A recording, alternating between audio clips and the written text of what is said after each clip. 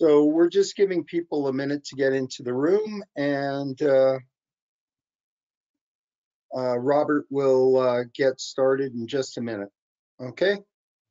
Yeah, thanks, Lloyd. Yeah, I think we'll give them here, maybe we'll start at a minute or two past the hour here, just give people a chance to settle back into their seats, from the networking break. Great. And just in case you're wondering who the disembodied voice is, this is Lloyd Rankin. I'm going to be facilitating Robert's Q&A session in a little bit, but excuse me, I'll let Robert start whenever he wants. All right, and thank you, Lloyd, for giving me the time today, spending your time, as my moderator. I really appreciate it. All right, so we're at a minute past here, so I think we'll kind of jump into things. If people, join afterwards, so be it. And want to be cognizant of people's time and make sure we get out of here. Prior to the lunch break, we should be able to accomplish that. I'd like to welcome everyone. Today's breakout session, hosted by Intelliwave Technologies. Today's breakout is really focused on, this concept of integrated materials management and how that, really ties into the concept of advanced work packaging. Before we get started, just a couple of housekeeping items. Obviously, this isn't the first breakout session people are attending here at the conference. So this is, probably not news to anyone, but at any time during the presentation, using the GoToWebinar panel, feel free to submit your questions. To do so, like I said, just type it into the panel there, and then as time allows, I'll address as many questions as I can during the Q&A session at the end of the presentation. So without further ado, we'll jump into the agenda. So agenda for today. So we're going to start off with a quick introduction and background on myself. We'll do a brief, safety moment, introduce, at a high level, kind of, what is the concept of integrated materials management. Thereafter, I'll focus on going into detail on industry related, problem statements, discuss solutions as we proceed through, and show examples, of how SiteSense is currently solving the challenges being faced today. After that, we'll do major takeaways, and then as we mentioned there, we'll do Q&A at the end. The goal today is to, hopefully tell a story about, materials management, how it's ingrained in any successful AWP program, and the initiatives being brought forward to help, digitize individual aspects of the industry. All right, so a little bit about me. So I got my start in construction. I was focused, in the civil discipline, exposed, early to, the ingrained culture of, tradition and, adverse to change culture that is, construction. Determined early on, that I wanted to help be a part of the transformation of the industry. So I went back to school, got my engineering degree from the University of Alberta. Along the way, obtained, my designations of professional engineer and PMP. Through my role here at Intelliwave as a project and account manager for the last 8.5 years, it's really been, focusing heavily on, large scale projects, working with clients to ensure they get the most out of their materials management system, helping to identify gaps in process or functionality, and then, working closely and collaboratively with them to derive and implement solutions. I've worked with clients all over the world, helping to digitize and transform, their materials management system. So, you're probably asking yourself, as I'm likely new to a lot of faces in the audience, why should you listen to me? Well, first and foremost, you shouldn't. Don't take my word for it. As much as value I'm trying to provide here today, I'd always advise anyone to do their due diligence, to inform themselves, educate themselves. If anything, my goal here today is really to spark an interest for people to further educate themselves on a particular subject or topic. And as a disclaimer, I do want to say that as part of the presentation, the solution examples presented today will be from SiteSense. However, it's intended only as an example of an industry solution available today. This is in no way intended to come across as like a sales pitch, and I'd encourage everyone to perform their due diligence when looking for a solutions provider. All right. So with that, we'll jump into a quick safety moment. We all work in the construction industry, but one of the more trends that we see coming on more and more is this bringing and adoption of technology in construction. From our perspective, we see that a lot in terms of like smart devices, tablets, phones being used in the field. In a lot of our life, these are really talked about as distractions. If you're on your phone and driving, you can get a distracted driving ticket. So there's obviously the same risk, but if not more, in a construction environment. So when we talk about being safe when we use these, part of our solution, we talk about track and trace, and one of the products that we offer is the ability to look up on a tablet where a piece of material is in the laydown, kind of tell you where you are and where you need to be. So what we do in terms of like education is really around to use devices in the field, make sure you're never walking and looking at a device. More look at it, get your bearings, determine like where you are, where you need to go, and then as you get closer, kind of reevaluate, look at your device again, and keep moving, but to never be looking and walking at the same time. We're here to help reduce the amount of, like, say, slips, trips, and falls on a construction project. We're definitely not here to add on to the already very, very risk adverse nature that is construction and the environment. All right. So before we get into kind of integrated materials management, I kind of want to talk about the elephant in the room here, which is data in construction. So what is big data? Big data is described as the process of collecting large amounts of information and extracting useful insights through detailed analysis. So what are sources of big data? When we talk construction, that can be sensors, it could be wearables, it can be smartwatches, it can be badges, it can be emails, GPS tags, transactions, financials, designs, and the list goes on and on. And there was a study done by FMI that suggested that on some of the largest infrastructure projects, they require an average of 130 million emails and 55 million documents.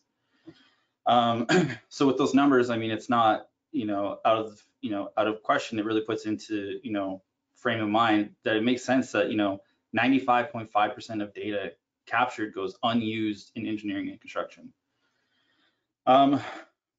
So why does it go unused? Well, traditionally, and as we talked about yesterday, kind of in the first plenary session, construction has this siloed approach. You do your job, I'll do mine.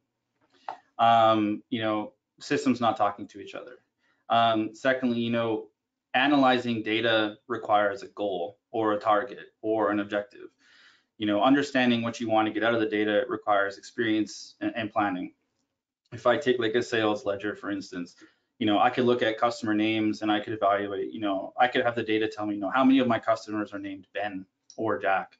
But is that information really useful? No. But if I was to, analyze it with the goal of, let's find out, what products I'm selling the most. What are my, what are my audiences? What types of year do certain products sell? So it's not just having the data, but knowing what you want to get out of it, and that comes with experience. So adding to that, roughly 90% of data generated is unstructured, meaning it's difficult for a machine to sift through and requires manual analysis, which is much too time consuming. The study also identified that 13% of construction work hours are spent looking for data. So we'll talk more on this later, but I mean, briefly to frame the question, it's why? Why are they spending all this time looking for data? You know, was it not provided? Was it bad data? Does it exist, but they don't have access to it? You know, what are they searching for? The study also found that 30% of engineering and construction companies have applications that don't integrate at all. So that's not to say that, you know, the remaining 70% of the industry has this, you know, really developed collaborative ecosystem, but rather have at least, you know, 2 applications that talk to each other. Most often where we'll see this in terms of materials management as kind of a, you know, starting off point is within procurement. So they'll have, you know, a lot of companies or owners projects will have their ERP system, you know, sync purchase orders to their materials management system, which is then used to identify, confirm, you know, receipt of material in the field. And then this data is then sent back to the ERP system to complete the vendor payment, you know, verification cycle. So the remainder, however, of those systems still remain disjointed. And lastly, it found that, you know, only 8% of engineering and construction firms have what they call, you know, real-time full project management information systems that allow for dashboard reporting. So on the other side of that, we have, you know, bad data. So a study focusing on bad data, which is defined as, you know, incomplete, inaccurate, inconsistent, or untimely, excuse me, was performed by our friends at Autodesk, you know, looking at 2020 industry data, concluded that, you know, construction accounts for roughly 13.2% of global GDP, a total global GDP of $84.5 trillion. So the report found that in 2020, you know, global losses attributed to bad data may have been as high as $1.8 trillion. Bad data could have been responsible for as much as 14% of all avoidable rework, accounting for $88 billion in cost.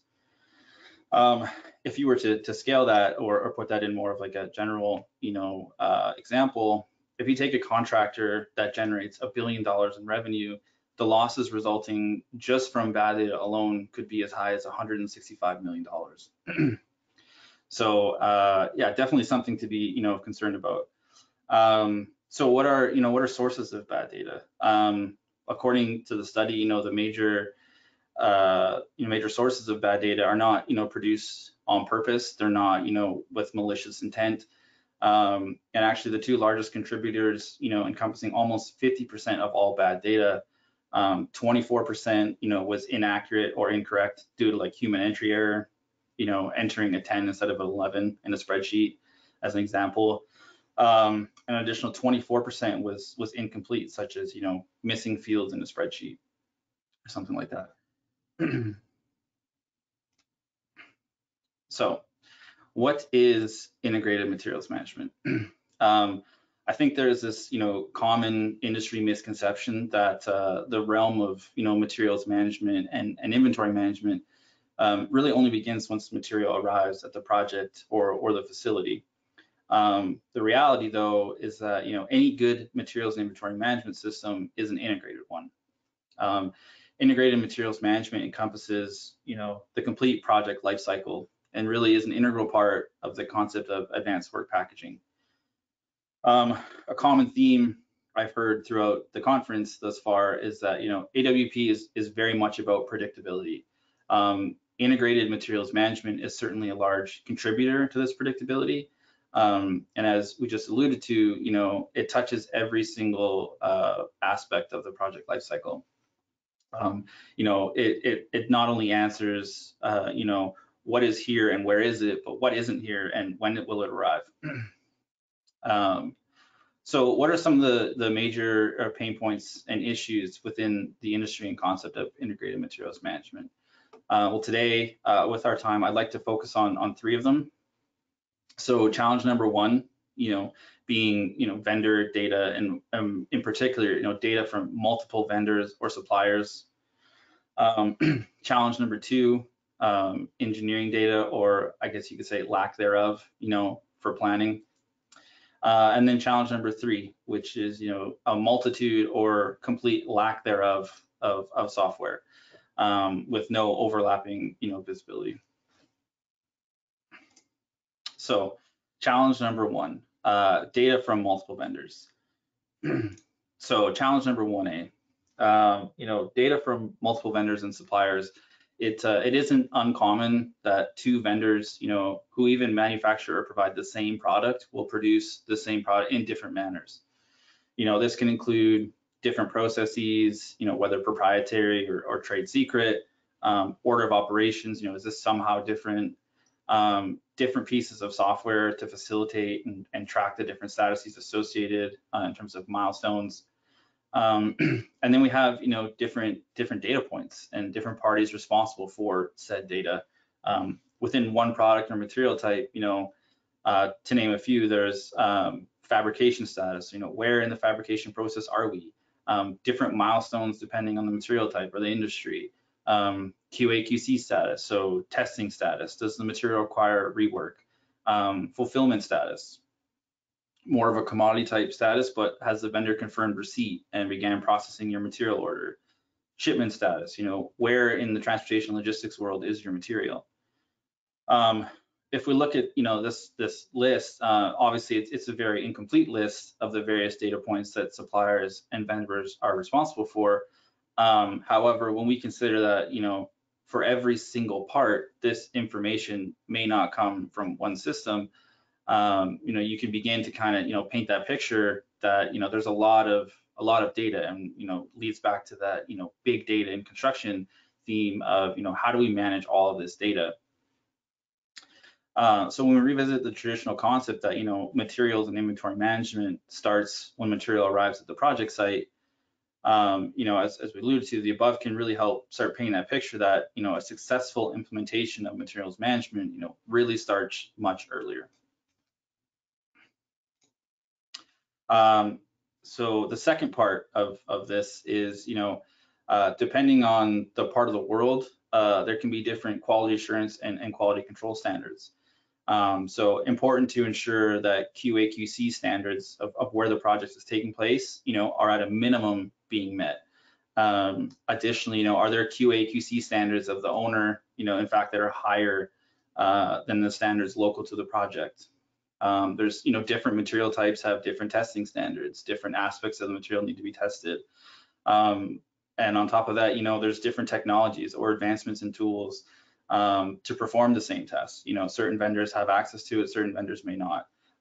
So again, when we really, try and look at all of the different data points, you can begin to see how this like balloons into a massive, data problem. Just a quick, rough example on this one. I worked on a project in the southern United States where, piping material was being shipped from overseas, and it was actually, a Department of Transportation requirement, to have specific QA/QC processes put in place that the vendor actually didn't, implement on their own. So just something to keep in mind, not necessarily just sticking to the vendor, but also, are there owner or project requirements above and beyond what the vendor provides. So what is the solution? Active vendor management. So, the responsibility of a good contractor to be proactive when they select their suppliers. So what are aspects of good vendor management? Well, any good vendor management program will include, selecting suitable vendors. So that can include, visits to the fabricators to ensure the quality of the product meets the contractor standards. Can the supplier or vendor, produce the throughput required to meet the deadlines of the project? Contract negotiations, identifying, before the contracts are awarded, the minimum requirements, i.e., minimum document and data requirements and reporting timelines, minimum acceptance criteria, tools and software to be used by the suppliers, such as supplying, sensors or technology to material prior to departure, or, inputting packing lists into a project or owner's material management software. And I think, this contract negotiations point, I think, is the biggest one, where it takes, once bitten, twice shy kind of thing, where until you really go through the trials and tribulations of trying to, deal with change management and vendor, change orders, that you really see, the value in being as upfront and clear with scope of work as possible. Additionally, maintaining a footprint or touch points at the vendor supplier location, amongst other things, this helps, monitoring vendor performance, setting and reporting out against, project determined KPIs, maintaining constant communication, engaging early and often, and managing risk. Vendors should be monitored and vetted for, risk to the client, owner, project. If we look at even from a data perspective, is proper care and custody being taken when not only capturing and producing data, but handling and distribution of said data? Where all of this data, if it's electronic, is stored somewhere in some sort of database, who has access to that? We know within different parts of the world, there could be, different government controls, or, how is it hosted? Who has access to it? What are the channels? What are the avenues and highways of, distribution of the information? Many large companies, will have a lot of these, vendor management programs already in place, of which they've already gone through and kind of created this, list of vendors who they've already vetted to ensure, the above criteria is really met. So challenge number 1B, material identification. So as we all know, vendors, can have their own material nomenclature, parts even between, of the same part amongst multiple vendors can have, different naming conventions. The big issue though, is that, when the part arrives at the project, it was ordered as say X, but, traditionally none of the paperwork or identification from the vendor will represent that. We see it as, less of an issue when we talk about engineering tagged items versus commodities. Since engineering tagged items, we know one of one, they typically only have one place in the plant, project, final product, if you will, that they can go. So these types of materials are often, come with already strictly enforced identification requirements. Where we kind of see more of an issue is, something such as a commodity that can become an engineering tag. Like if we take a valve, commodity in nature, but will become an engineering tagged item, either at time, expediting or during the issuance process. One instance of a commodity will bear the engineering tag, whereas, the spares, will be identified by their commodity naming convention. So again, it's, how do we help, from a materials management perspective, identify these, and help, okay, this commodity can become this tag, or it can be, a replacement for this part. And identifying, material and laydowns really takes the guesswork out of choosing, the correct part. Not only just at time of receipt, but also at time of issuance. If your guys are sifting in a laydown yard trying to, identify a piece of, say, structural steel, and say the barcode has ripped off, well, okay, is there, a backup? Is there a stencil on the piece of material? Just identifying ways to help take the guesswork out of choosing the correct part. So what is the solution here? It really comes down to like standardized vendor data. So ensuring that, vendors adhere to material identification requirements is a huge opportunity for cost savings. Having a process in place which ensures that, vendor packing lists match what was ordered on the purchase order can save a tremendous amount of time and therein in money. Providing vendors with a platform to engage with project stakeholders and project data in real time really goes a long way to reducing the rework and searching for data. The study mentioned earlier at the beginning of the presentation, conducted in 2018, concluded that, as we mentioned, 13% of direct construction work hours are spent looking for data. So if you extrapolate that as an estimate, in just the US alone in 2018, companies would have spent almost $177 billion on what was determined, non-optimal labor activities. So a huge opportunity for cost savings. So how does how does SiteSense currently, help solve these issues and these challenges? Well, when we talk about, vendors having their own process or systems in place to produce their products, providing a platform like SiteSense to your vendors, you're really, giving them the tools to provide project stakeholders with the critical milestone data.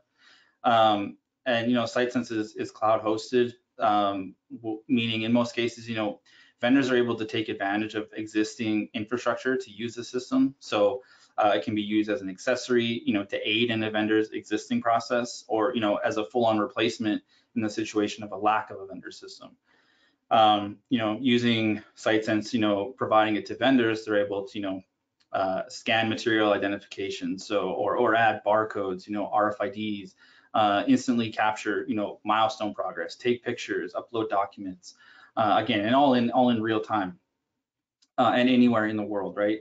The other nice part is that, vendors only obtain access to material within their own scope of work. So, we have, obviously this concept of, intellectual property, and, not having one vendor see what another vendor's doing. It provides that, flexibility and granularity as well, and really like a clear course of action. So we see in the above example, when SiteSense was utilized to provide visibility to the fabrication process of a supplier facility, clearly identifying, the important milestones. So set out ahead of time, for every piece of piping or every piece of steel, like this is the fabrication process. These are the milestones we want to know about. Capturing relevant information associated with who's performing the work, when it was performed. And really it helps you just create and maintain, this data in an activity log, which lives with the material, forever. And when, the system gets turned over to a client, they've maintained that audit log, forever.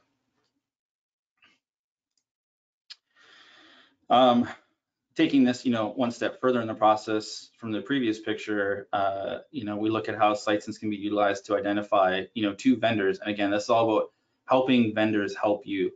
How it can be utilized to identify to vendors, minimum documentation requirements for any piece of material process along the way.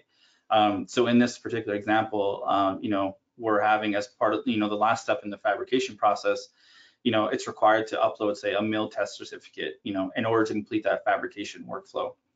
And then, discrepancy reports can be utilized, capture material and identify material ahead of time, that's missing requirements.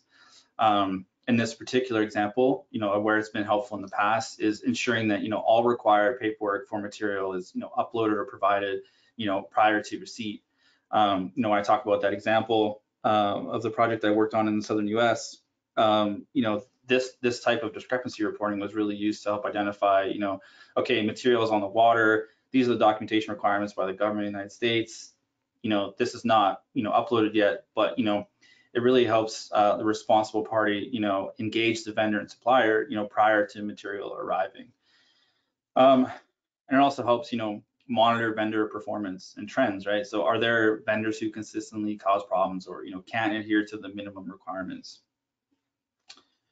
And then, finally, we get into material identification. So really helping to mitigate the time trying to match third-party, names and vendor packing lists at the time of receipt, by providing a platform for vendors, to create and submit their shipping documentation in real time, using the naming conventions you set out.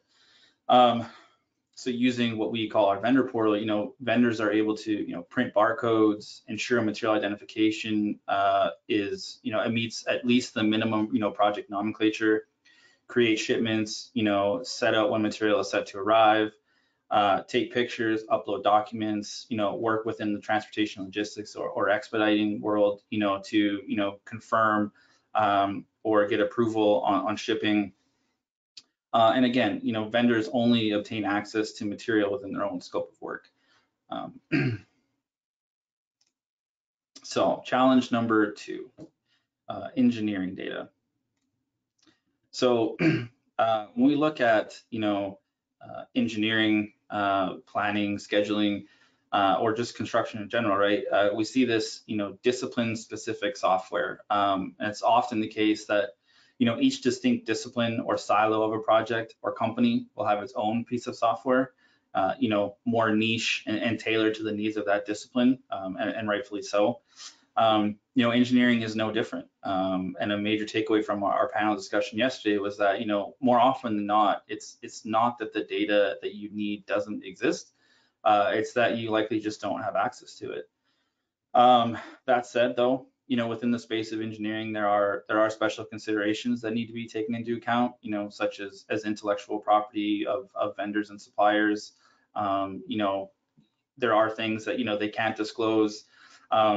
So really, it takes the timeliness of what we mentioned before in terms of like the contractual stage even more important, right? Because that process really helps to identify, the potential gaps in, what suppliers may or may not be able to provide, but really, helps set that minimum standard, of what's required. And at the end of the day, a lack of engineering data really ties back to the, bad data slide that we referenced earlier in the presentation, which, inevitably leads to short lead times, non-optimal downstream effects, on disciplines that rely on this information during their decision-making process, right? Yeah, so it's more along the lines of, again, if we take from a major takeaway, it's not that the data doesn't exist, it's just that we don't have it. So what is the solution to this? So when we talk integrated engineering, really we're talking, planning and scheduling. So if we look at this visual here of a traditional materials management, the construction world has been disjointed into silos, by discipline. Engineering operates within its own silo, procurement and materials in its own, and finally, work phase planning and construction in another. I would say previously maybe a weak argument, could be made that this type of approach, works in the past. If we lived in a world in which, each silo's scope of work, and the timeliness of their scopes of work never really overlapped, if engineering was always 100% complete prior to procurement and materials management phases was always 100% complete, before work phase planning, and then that was always 100% complete before construction, and we go on and on. But we know that we don't live in that world, and the different silos, operate in real time and rely on each other. So when we talk about an integrated materials management, really it's the addition of these previous, inputs and outputs to a traditional materials management system, and bringing them into this one cohesive, integrated life cycle. It's about building digital information highways between, the traditional silos of engineering, procurement, materials management, work phase planning, and construction. And at a minimum, by just pulling in digital or electronic versions of, MTOs, bills of materials from engineering, and updating material status against these, in real time via our materials management systems, and then we can use this data to make informed decisions when it comes to, work phase planning, constraint analysis, and really we're able to provide to construction, the best chance to be successful. And at the end of the day, on most projects, from a materials management perspective, construction is our client. They're the people who we work for. They're the ones who we need to provide the most value to. So it's really, what are the systems and processes that we can put in place to help, facilitate that. So how does SiteSense help, solve the challenge? So if we look here, this is an example of a drawing. But by integrating and importing, it doesn't have to be a drawing, be a material takeoff, bill of material, into SiteSense, a scheduler or a planner. They're then able to, better forecast availability, mitigate bottlenecks in the construction timeline, and make more informed decisions. If we look at our graphic here, we can see, from the ISO, and the quantities, taken off from it, how much of that material is on hand, how much has remained to be requested, how much has been requested, how much has been issued. And again, this doesn't have to be just a drawing. It can be at a CWP level, an IWP level. It can be, anything. But really, it's that pulling in of that data and then being able to use it in real time, as opposed to, sending RFIs or waiting, to sift through emails, to get the information that's required. Also, a big point of the conference has been, Rev Control of Drawings. With that live stream or near real-time stream of engineering data, that's taken care of. As soon as a revision to a drawing or updated information, it exists, in the insight sense, to be able to, again, work off of. Secondary to that, we showed in one of the previous slides, how you can track, at say one spool level, the overall, fabrication status, handling status, installation status. But why not do that for a whole work pack, and you can do that, tracking of work packages in SiteSense, helps identify, potential delays and overall constructability. So we see in the graphic here, excuse me, you have broken out by line item, as opposed to seeing just one piece at a time. You have, the entire, kind of life cycle of the material identified in one convenient, reporting tool. And then, lastly is, from a forecasting perspective, we talk about the upstream inputs of, transportation, logistics, procurement. Really, from a forecasting standpoint, it's being able to identify, order shortages, project deliveries, and ROS dates, on-hand shortages, and knowing all this ahead of time, really helps to build that proactive approach, versus a costly reactive one. If you see a date, an ROS date slip, and then all of a sudden it's, this, forecasting module can tell you, this is now not going to meet an ROS date, you can have your expediting team, follow up with a vendor and figure out why, mitigate that ahead of time versus, being a reactive and just having it show up late and then having to deal with that later on. The last challenge that we're going to talk about here today is really, a multitude, I guess, or lack thereof in certain instances of software systems. When we talk, again, and I apologize for sounding like a broken record here, but this, even within a company, outside of your vendors, there's this, siloed specific software approach. Again, each distinct, silo of a project or company will have its own piece of software, niche and more tailored to the needs of that discipline, and rightfully so. And something we'll talk about here in a second, but when we talked about with only 30%, or sorry, only 70% of companies having at least even two of these, siloed pieces of software talking to each other, you can really kind of see that picture and that issue that we're looking to solve, moving forward. And then from a vendor perspective, we have this, a multitude of softwares, often, within the same industry, vendors will use different software to accomplish the same functionality. Is it proprietary? Do your vendors have, an in-house developed system to help them, fabricate their material?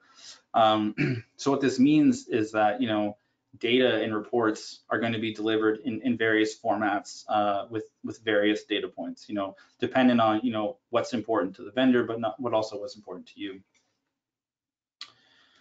And kind of the last part of that triangle and the other extreme, to a multitude of software is the absence of software. These present different challenges. It's not, that they often rely on monotonous, labor-intensive initiatives.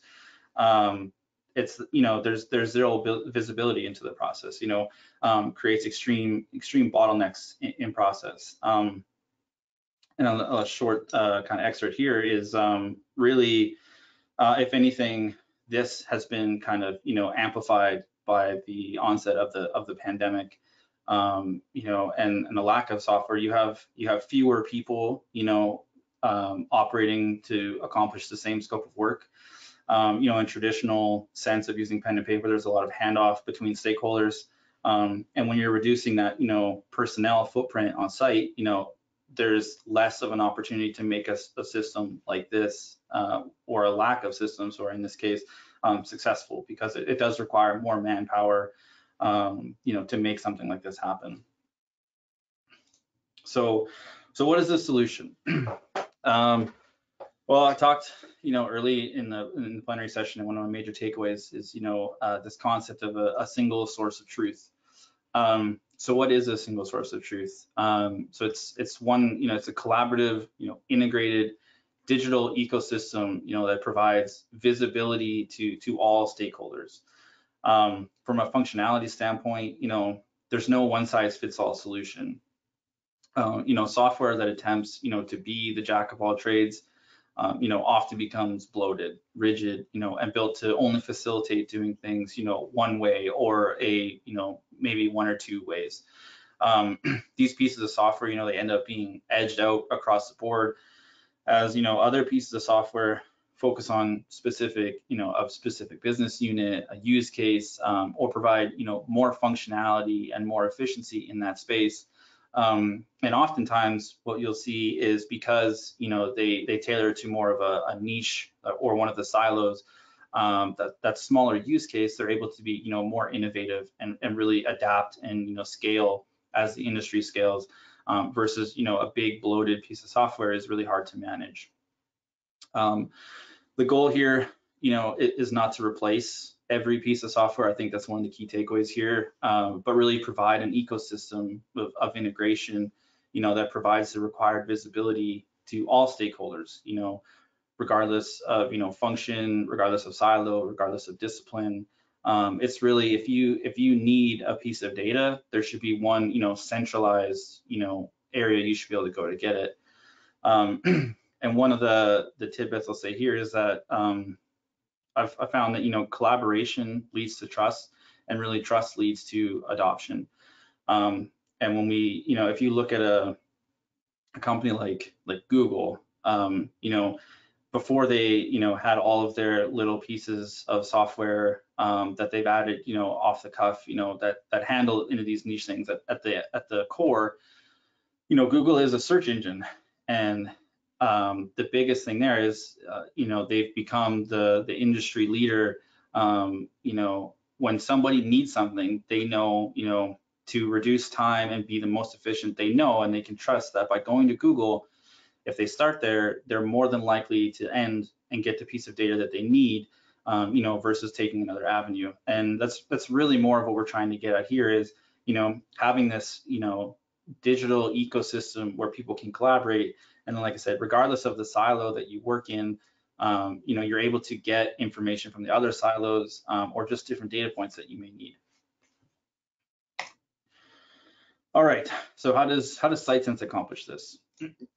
So when we talk single source of truth, we're talking, real-time project critical dashboards. And again, when we talk about the different stakeholders, it's, for purchase orders, it's transportation and logistics, it's receipts, it's material requests, it's issuing, it's material needs, it's statusing by package, there's the custom, ability to build custom reports or utilize our, off-the-shelf data APIs to build, your own reporting in whatever tool of choice. One of the most successful implementations I've seen of this is actually, a client really preferred to use Power BI. So, taking and exporting that data from SiteSense is really key to them, but we do have these, off-the-shelf APIs that made that possible. And then, the vendor can take access to the data that's given, and they can really report out on it, however they see fit, distribute amongst, stakeholders internally to whatever, they want to do. So it's not, you just have to work within, our tool, but, there's also the ability to, as, we talk with a single source of truth, we also understand the need to collaborate and provide, data where it needs to be. We look at, visibility, not only into the fabrication status, at vendor locations, but also the material handling process and site installation. So this is the same, picture that I showed earlier, but you'll notice how, more of the steps along the life cycle have been completed now. And really, integrating with a platform like SiteSense, provides that total project visibility. Construction tools or construction crews in the field, have the tools at their fingertips to quickly, status milestones and use this to claim work against, work packages. We talked about how, in our plenary session, the use of technology can really also be used as an addition on top of this. So when you look at, site handling or installation, using stuff like GPS tags, for instance, you can track, on a map live, where is my material? Is it, coming across the ocean on a ship? Is it at the port? Is it in my laydown yard? Okay, it's at site. Okay, it was issued to the construction. Okay, so where is it? Is it at the work front? Has it been sitting there for multiple days? And just, things like that can be really added on, to the process to really provide additional visibility and data points, where it's needed. If we look at, real-time visibility into work package status, by inputting or integrating, your construction work packs or IWPs into SiteSense, we can provide that real-time visibility into, okay, based on, planned start dates and overall progress and material allocation and handover progress, what is the overall progress of the work pack? And we're able to, provide that solution and allow, planners and different stakeholders to kind of get a real-time, look into, that data. And finally, just, from an overall project dashboard, status and KPI reporting, really providing, at any given snapshot in time, like, where is my project? And really answering that question regardless of, the stakeholder role. It's really just providing that platform and that, single source of truth to really tell that picture. So with that, we'll get into, I guess, the major takeaways here. And really what I want to get to is, from my experience, my major takeaways within this is, the most successful implementations are owner driven. Really has to start at the top. There's a consistent, want within the industry. When we get brought into, projects, there's an understanding that, this is something that they want. But then they often get, deterred by either, cost or threat of delays. And really it's around, this education that we talk about in terms of like what it actually takes to properly implement this. As with any initiative, it's really key to stand by your convictions. The moment that, a vendor or supplier senses that, you're not 100% bought in to, requiring this piece of data, they'll try and, take advantage of that as much as possible.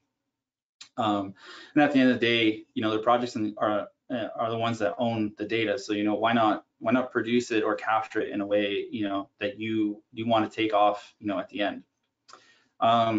Additionally, taking a crawl, walk, run approach. The transformation, I'm sure as all of us are aware, to not only integrated materials management, but this whole like digitization effort doesn't happen overnight.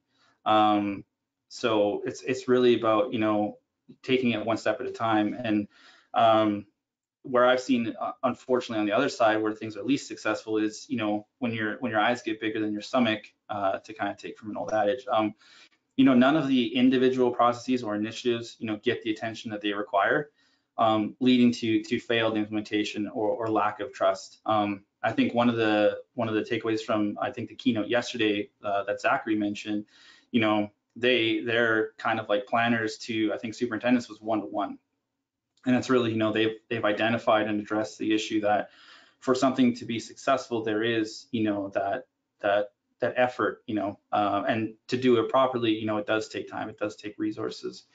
And the last major takeaway here is really, front end loading the effort as much as possible. So, practicing, active vendor engagement, engaging with vendors early and often. And really, our vendors or suppliers on projects are the lowest cost resource. So, why not take advantage of it? And with that, I'll hand it over to Lloyd as the moderator of the Q&A session. And let's take some questions. Sure. And unlike the plenaries, we're using GoToMeeting question features, not Slido. So if you go into the control panel where it says questions, please just type in your questions and they will appear on the screen. And while we're waiting for that, I put something in the chat box that said, what's your greatest challenge related to material management? So we'd really like to hear what you're having issues with so that we can discuss that in the chat session. The other thing is, and you may wonder what I was talking about, I said, how do you trust with teeth? And what I mean by that is, we often ask people, well, where is my material? And we're told, oh, it'll be there this afternoon. How do we know where it actually is? How can we see that it hasn't left the fabrication facility? How do we know when they say that it's an hour away, where it is, where they're stopping, when it's going to get there? And that kind of positive confirmation or verification, how do you do that now? So Yeah, those are great questions. I think, we'll take them, I guess. So we'll do the trusting with teeth here. You make a good point. And one of the points I alluded to is, collaboration develops trust, and trust develops, adoption. And I think the biggest thing is, utilizing the different tools that we have at our disposal to really ensure that, all of these important data points are being input. They're not being left out. So when we talk about, shipping, and for instance, it's ensuring that your vendors are uploading, packing lists, bills of lading, but also that, those are being signed off for and approved, through the transportation and logistics department. There's an approval process. It's, ensuring that when something gets shipped, there's a milestone set against it. Furthermore, using technology and sensors, if we're really at a point where we need to know, like up to the minute, where is our material even on the road, you can bring in, the addition of like GPS sensors, or really self-sufficient infrastructure, that can talk, cloud-based again, but can provide you that up-to-date, technology and visibility into like, where is my stuff right now? Again, it's really, ensuring that that process is consistent, because I think one of the biggest ways that this gets off the rails is that, the process becomes inconsistent, or only for certain, shipments is this being followed. And once people feel that, okay, well, only this subset of, say, shipments can I go to this software and get that information, we really need to ensure that that's not the case. So even if the technology across the board isn't the same, it's still ensuring that the required data points are all given to, this same project reporting infrastructure. So Philip's asked a really interesting question. He's asking, how do you manage bulk materials, pipe fittings, etc.? Yeah, no, that's a really good question. We notice oftentimes it's really broken down into purchase orders. So a lot of clients will, and that's a really good portion or part of the AWP process is, they do take that planning portion really seriously, and they plan out their bulks, whether it be piping, whether it's electrical, and they really, build not only their bills of material and material takeoffs from this, but then they procure the material in the same manner. And then it's more of, they've already segregated the materials into kind of like a package or a group, if you will. And then it's just ensuring that, from the beginning to end of life, it's kind of managed and handled in that same fashion. So it gets, shipped, relatively close or together, and then it gets received and handled and stored, in that same type of fashion, and then issued to construction, in the same type of fashion. The most successful implementations, aren't scattered across the board, and they really reduce the amount of looking in multiple places, for the same piece of material. So we got some really interesting questions here. Kenneth is asking, my understanding is that external data is required. Where is the data for material status and tracking originating from? Yeah, so that's a good question.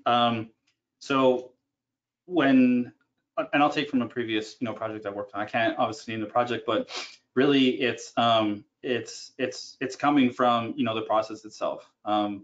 You can give your vendors the tools that along the fabrication floor even they scan a barcode or identifier on a piece of material, and they instantly hit that status button. This is okay, this has been cut, this has been detailed. When it goes through paint, this has been painted. And really, it's not necessarily that it has to be, a reactive after the fact, have the vendors give us this data, but you can actually, capture and gain this data in real time. More often than not, we see in the fabrication, being one of the, most volume type, industries, they're all about efficiency. So it's more about, when you look at getting this data from them, they'll fight back in terms of like, adding, scope of work to them. But really when you can go and you can, show them the value add, not only for them, but for you in terms of like, use these tools, in the absence of something that you already have. And as long as it's incorporated along the way, it's a couple seconds, here and there to provide the value at the end of the day. Great. And Scott's asked actually Scott said that the greatest challenge that he's seen is getting vendors to deliver equipment according to the original schedule. So I guess the question here is, how do we check that? How do we check to see if the materials are being delivered against the schedule and if there's a deviation? Yeah, no, that's a great question. And it really boils down to that active, vendor management that we talked about. It's one thing to say have, vendor, fabrication align with, say path of construction. But really, all of that, all the gains there can be lost if, material is shipped and delivered out of sequence. So it's really, having that footprint and visibility into, how are things being packaged for shipment? Are they being related? Are there constraints to, material of a certain size have to be packaged within one CCAN, or, can you organize it ahead of time by, IWP, or, those types of things. And then it's really, that constant engagement with the vendor, having them, update the status of everything, and then you being able to, in real time identify, these potential bottlenecks. When we talk about ROS dates, it's really, having the vendor constantly engaged and, having you updated with, the most up-to-date shipping information that you're able to, identify ahead of time. Are we going to meet those ROS dates? Are we not? Why? Is there, can we break down, the shipment into a sub-shipment to ensure that, at least the most critical materials arrive on time? But yeah, again, really more, it just boils down to that active, vendor management and staying engaged. So I think we have time for one last question. Kenneth has asked, what's your view of the value of the status of CII SR19, which is the data requirements recommendations, specifically as it relates to common nomenclature for data exchange? Well, I should first say that I haven't read that. I'm not extremely familiar with it. But I do think, it's a concept when it comes to, common nomenclatures. I think that, again, I can't build off the study, but I think it is important, as an industry to kind of get to that point. And we see it more and more amongst owners. They're starting to develop, what they consider like a part catalog or something where, regardless of whatever project is ordered for, over time they're developing, this list of, parts that they order more and more. And then really, as vendors see this coming in, they're more open to adoption of these nomenclatures. If owners start to call something one thing, it's often that vendors will learn or lean towards, adopting said nomenclatures. Really, for them, it's more of like reducing the amount of work down the line where they have to, if they're identifying something one way when it's for their fabrication, but the owner requires them to identify it another way before it's shipped or delivered, it's really in their best interest to start, adopting and moving towards this kind of like common nomenclature. And just to mention it, I'm actually on the data requirements joint working group, and the owners are incredibly interested in getting standardized naming, because one of the biggest problems is each of the parties will call the same thing something different, and it becomes very difficult to know what the status is if we can't match them up. So it's a longer term objective, but it's absolutely a very important area. So Robert's at the conference. You can send him text directly through FeedLoop. Please, if you have any additional questions that weren't answered, address them that way. It's now the start of our break time. So we're heading into the lunch break right now. So you have an hour. Please talk to some of the other participants, talk to some of the speakers, visit the sponsors lounge, but we'll see you back in an hour. Hopefully you're having a great day and it'll continue. Thank you. Awesome. Thanks, Lloyd, and thanks everyone for attending.